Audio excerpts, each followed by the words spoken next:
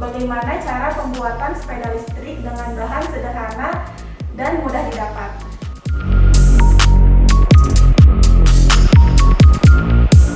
Di sini kita memerlukan beberapa tahapan untuk merangkai sepeda listrik. Nah, untuk tahapan pertamanya kami akan mendaur ulang baterai di sini, dan selanjutnya kami akan mengecek voltase pada baterai dan banyak lagi tahapan-tahapan lainnya. Untuk penjelasan lebih lanjut dan lebih detailnya akan dijelaskan oleh setiap anggota kami.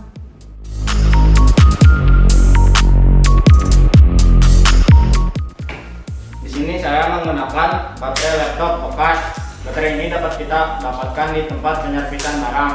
Harganya pun terjangkau, tapi kualitasnya masih bagus. Cara untuk mendaur ulang baterai ini adalah baterai yang seperti ini kita buka atau kita ambilkan dengan menggunakan tang. Lalu dalam baterai ini kita ambil untuk didaur ulang. Contoh merusak baterainya seperti ini.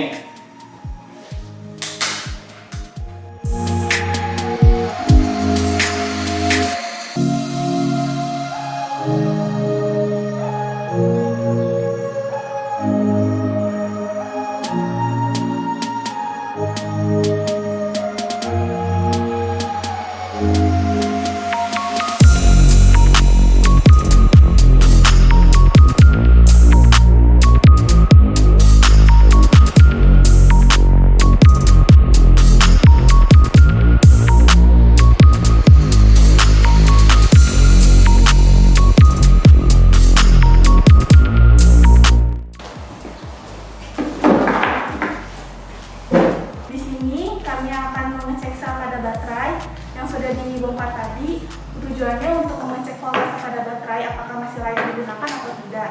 Kita akan mengecekkan baterai ini dengan alat voltmeter digital maupun analog. Nah, cara penggunaannya, tempelkan probe merah kepada bagian positif baterai serta probe hitam ke negatif baterai. Setelah itu kita lihat hasilnya. Jika 1,6 ke atas itu berarti baterai masih layak pakai, dan jika sebaliknya baterai menunjukkan 1,6 ke bawah berarti sudah tidak layak pakai.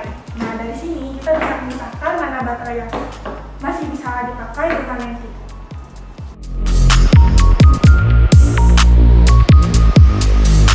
Setelah pengecekan voltase pada baterai yang masih bagus untuk dipakai, maka kita akan melanjutkan ke tahap charging baterai. Cara mengecas baterainya seperti ini.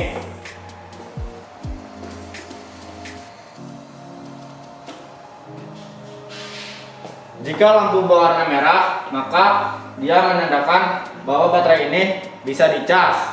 Jika lampunya kedap-kedip, berarti baterai ini sudah error. Dan jika lampu sudah berwarna biru, maka baterai sudah penuh untuk dicas dan siap digunakan. Jika baterai sudah penuh, maka akan dilanjutkan ke tahap cek mengukur kapasitas AH.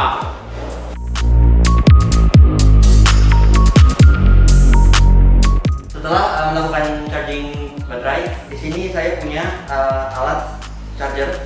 Baterai yang sudah dicas akan diukur kemampuan arusnya di sini. Nah, untuk litokala ini mempunyai 3 mode, yaitu kita nyalakan dulu.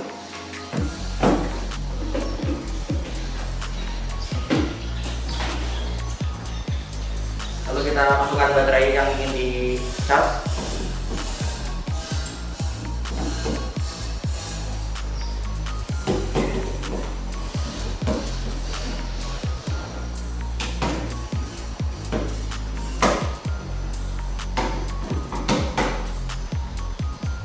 Nanti akan jadi seperti ini. Ini sedang dalam mode charger. Nah, ada 3 mode tadi: charger, fast test, dan no test. No test itu adalah normal test. Jadi di sini kita akan menggunakan no test. Disarankan menggunakan no test karena bisa semuanya, bisa di-charge, bisa charging, bisa di-charging. Nah, di sini sudah no test. Kita pilih baterai 1. Nah, ini sedang dalam proses di-charge. Jadi nanti di sini ada tegangan 4 volt. Jika discharge sudah selesai, maka akan keluar jumlah miliampere per hour dari baterai yang dari 4 baterai yang kita ukur ini. Kita pilih baterai pertama. Ya, baterai pertama masih dalam proses discharge. Baterai kedua juga masih dalam proses discharge. Begitupun dengan baterai ketiga dan keempat. Nah, di sini ada current itu artinya preferensi ukuran miliampere yang kita gunakan untuk mengukur baterai ini. Jika baterai ini besar ukurannya, maka kita bisa sesuaikan kurensinya di sini.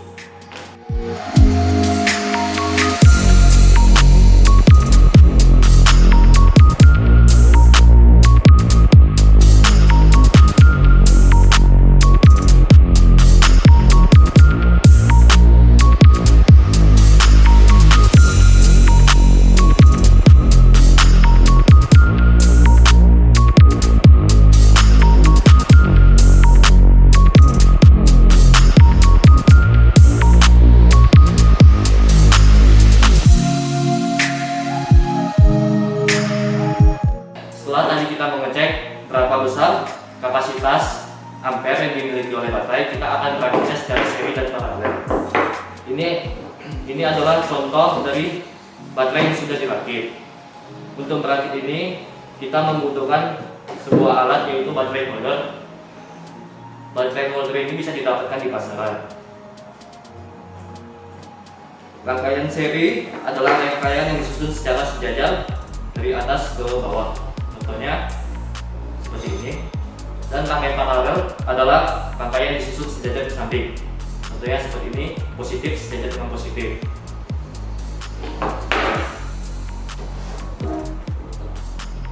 Semakin banyak rangkaian seri yang dimiliki, maka akan semakin banyak pula voltase yang kita dapat. Dan semakin banyak rangkaian paralel yang kita miliki, maka semakin banyak ampere yang kita miliki. Untuk banyak voltase dan ampere yang kita butuhkan akan disesuaikan. Cara untuk berangkai baterainya adalah seperti ini.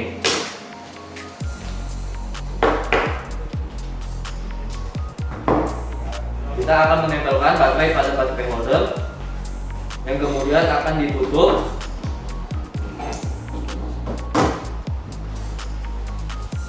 Akan menjadi seperti ini. Ini adalah baterai dengan rangkaian 5 seri dan 4 paralel.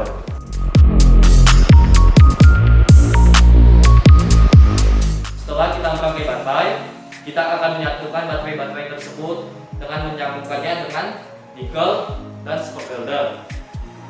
Kita akan meletakkan nikel tersebut di atas rangkaian baterai yang sudah dirangkai. Kemudian kita mendekatkan spot weldernya, menekankannya ke nikel dan menekankan pada ini. Kemudian nikel akan tersatu dengan baterai yang telah dirakit.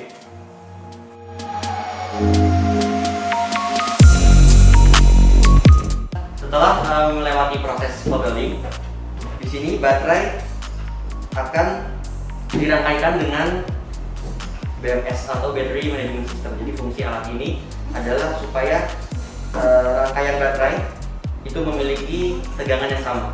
Contoh di sini kita memiliki 10 rangkaian seri. Rangkaian seri yang berjumlah 10 baterai, 1, 2, 3, 4, 5, 6, 7, 8, 9, 10. Dan ini akan dirangkai dengan BMS. Nah, kabel-kabel BMS ini terdiri dari 11 kabel. Kabel warna hitam ini untuk muatan negatif, untuk kutub negatif, dan sisanya 10 kabel lainnya yang berwarna merah ini untuk kutub positif. Di sini ada timah untuk solder, untuk menempelkan BMS ini dan soldernya. Saya akan sedikit memperlihatkan cara perangkaian BMS pada baterai. Kita mulai dari kabel yang warna hitam. Kabel warna hitam ini untuk muatan negatif. Nah, jadi di sini ini kabel ini nempel di baterai pertama di muatan negatif dan diikuti kabel kedua yang berwarna merah, alias kabel pertama untuk muatan positifnya. Ini kan tadi menempel di sini ya. Kabel kedua ini ada di bawah, di bagian muatan positif. Dan kabel kedua untuk muatan positif atau kabel ketiga keseluruhan akan ditempel di bawah sini. Jadi selang-seling. Dan kabel seterusnya juga menyesuaikan. Jadi ini akan ada di sini dan kabel berikutnya akan ada di belakangnya.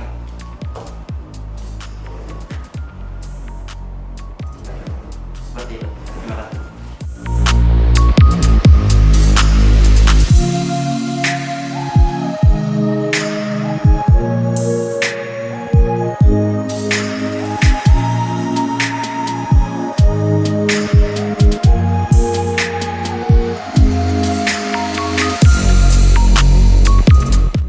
Setelah rangkaian terbentuk seperti ini, akan kita welding menggunakan plastik heatsink ini. Kurang lebih prosesnya seperti ini.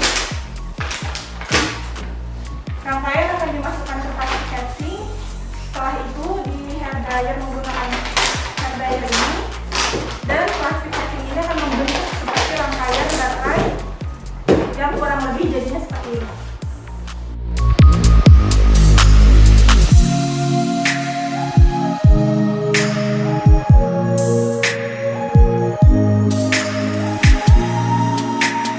Di sini ada rangkaian baterai yang sudah kita rangkai tadi, beratnya 2,7 kg dan ada aki kering beratnya 5,3 kg. Kenapa kita memakai rangkaian baterai listrik yang kita rangkai tadi? Karena jauh lebih ringan dan lebih efektif. Rangkaian baterai ini sudah kita rakit sesuai dengan kebutuhan motor listrik, yaitu 24 volt 250 watt. Di sini ada beberapa komponen yang akan kita rakit kepada sepeda listrik, yaitu motor listrik, controller, throttle, dan bahan komponen pendukung lain.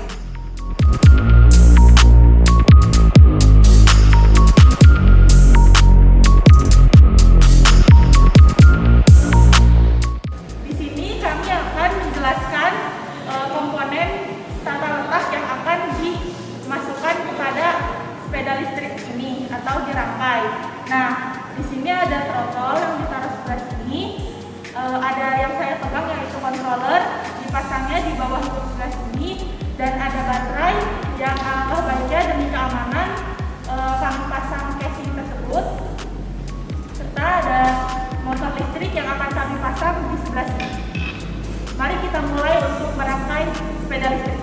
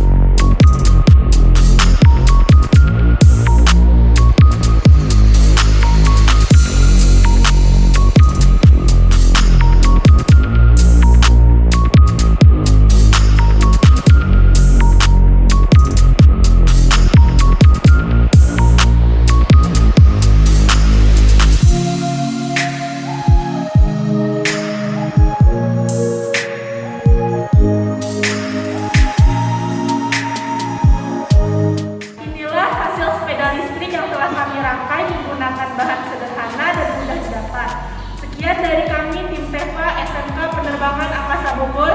Terima kasih. Wassalamualaikum warahmatullahi wabarakatuh.